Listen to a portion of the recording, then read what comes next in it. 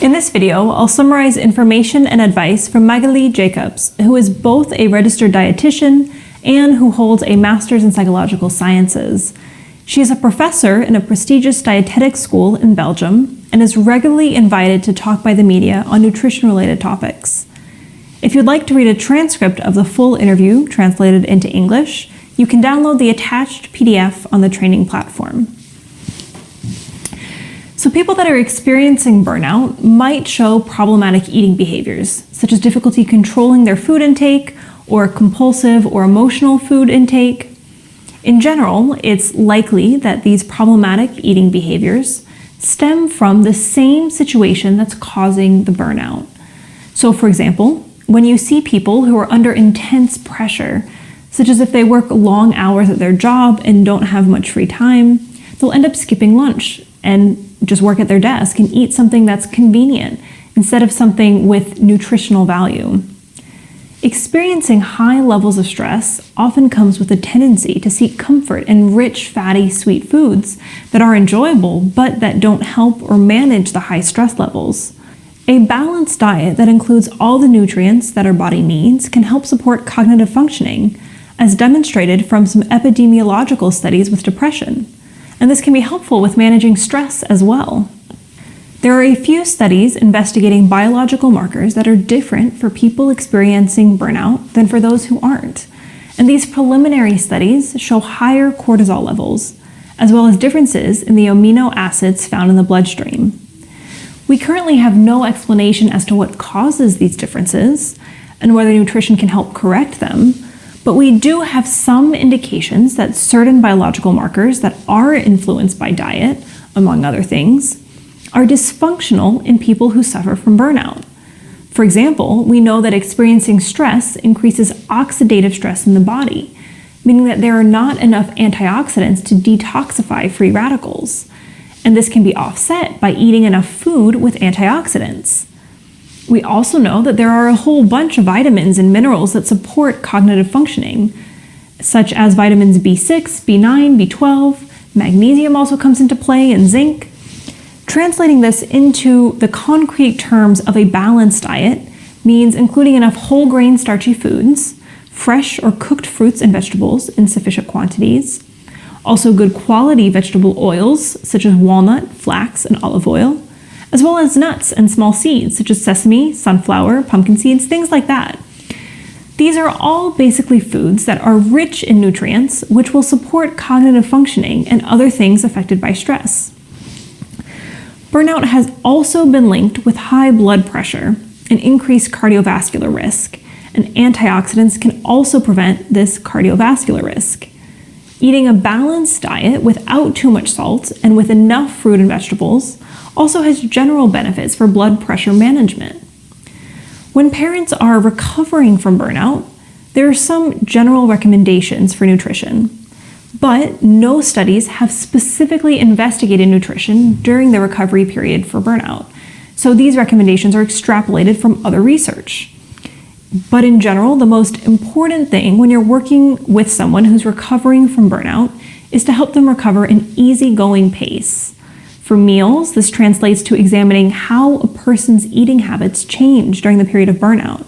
It may be helping to implement a simple structure for eating at fixed hours. This structure can be important because they might be disoriented or not know what to do, so giving them a framework again with fairly broad guidelines, such as you're going to eat this and that type of food at lunchtime and this and that type of food in the evening, can be really helpful. These guidelines should suit the family's life. So for example, whether that family eats a hot meal during the evening when they're at home all together, or if that person earlier at lunchtime eats the hot meal, that doesn't really matter. But the important thing is to provide consistency, predictability, and a way to help the parent not always feel in a rush when they're planning and eating their meals. With a structure, they'll think about meals in advance, and the parent won't be scrambling last minute to prepare or grab something random to eat. Once the parent has reintroduced the structure and consistency of fixed meals again, then we can try to add preventative nutritional elements, such as nuts and seeds, or see where they could fit in whole grains and sufficient fruits and vegetables. There's also general advice about healthy eating and digestion. So encouraging parents to avoid chaotic and random meals, to try to have meal times follow a regular rhythm, just like sleep, because the two really go together. It's also important to eat sitting at the table, to take at least 30 minutes to eat, to chew well, to eat things that they like, and not force themselves to eat things that they don't like just because they're healthy. They should also eat without doing anything else, especially without looking at a screen. It's fine to discuss everyday life with several people at the table, but not to talk about super important subjects like, I think our son needs to change schools. Hydration is also crucial, especially because feeling fatigued, weak, or lethargic during the day is often connected to dehydration.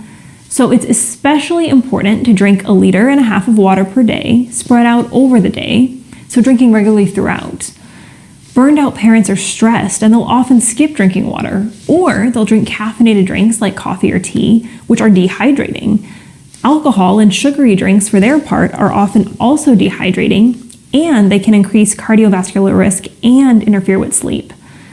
So it's also important to eat enough fruits and vegetables, which are water-rich foods. There is, of course, some nuance, so coffee and tea can be good if consumed moderately, because they have antioxidants too.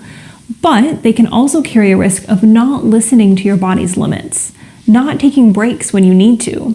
This is especially pertinent in the case of burnout. And consuming coffee too frequently, especially more than 6 cups a day, can become a problem.